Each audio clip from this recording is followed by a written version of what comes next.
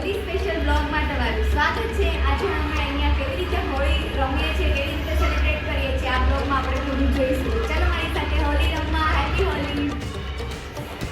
આ વ્લોગમાં અમે કેવી રીતે હોળી રમીએ છીએ એ તો જણાવીશ, સાથે સાથે એ પણ જણાવીશ કે જે આ રંગો સાથે હોળી રમવાનો ટ્રેન્ડ ક્યારથી શરૂ થયો એ પણ હું તમને સાથે સાથે બતાવીશ।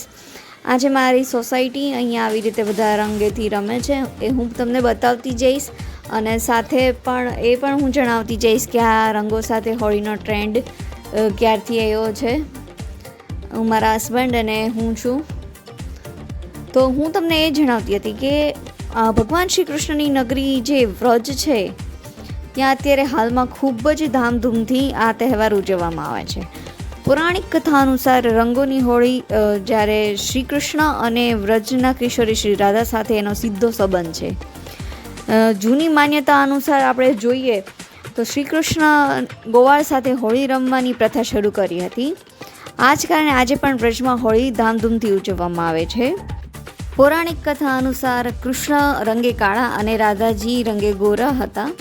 કૃષ્ણએ આ અંગે એની યશોદા મૈયાને વારંવાર ફરિયાદ કરેલી હતી કે મૈયા, હું તો કાળો કાળો અને રાધા કેમ ગોરી ગોરી છે।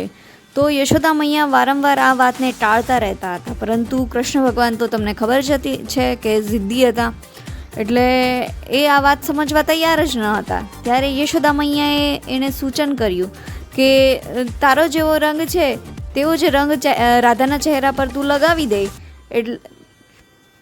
એટલે તારો ચહેરો પણ રાધા જેવો જ થઈ જશે, રાધાનો ચહેરો તારા જેવો થઈ જશે।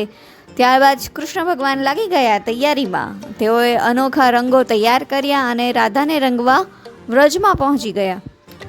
શ્રી કૃષ્ણ અને રાધા અને તેના મિત્રો સાથે ખૂબ જ હોળી રમ્યા।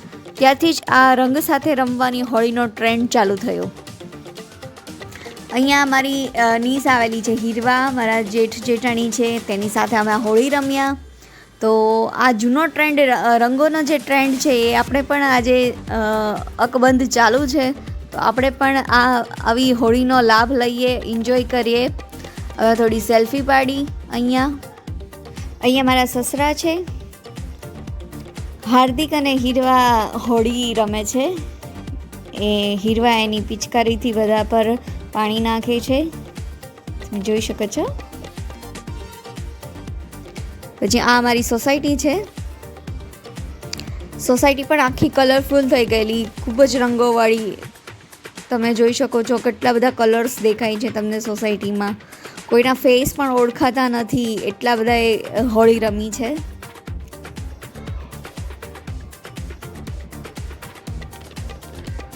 અહીંયા આગળ અમે એક ડીજે રાખેલું હતું, અહીંયા ડીજેમાં બધા ડાન્સ કરતા હતા। આવી રીતે છોકરાઓ ખૂબ જ મસ્તી કરતા હતા। પાણીમાં બિચારાને નાખી દીધો, એના ઉપર કલર નાખી ગયું કોઈ જો।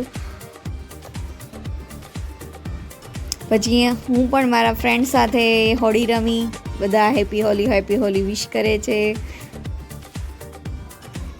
આજે સોનલ ભાભી અમારી સામે જ રહી છે, આ છે એકતા ભાભી, એ મારી સામેની બિલ્ડિંગમાં રહે છે। બધા ફ્રેન્ડ સાથે હવે ખૂબ જ મસ્તી કરી। આજે મારા સાસુ હીરવા એને હેપી હોલી વિશ કરે છે।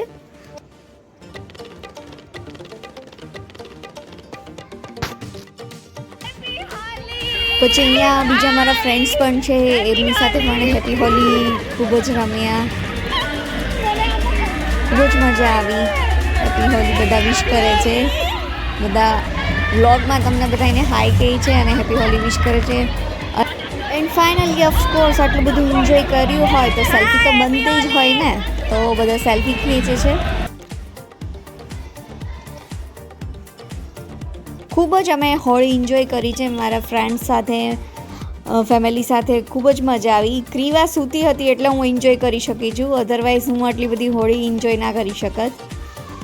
એ સૂઈ ગઈ હતી, અને આમ બી કલર ઇન્ફેક્શન લાગે એટલે નહીં લગાવવા દીધું।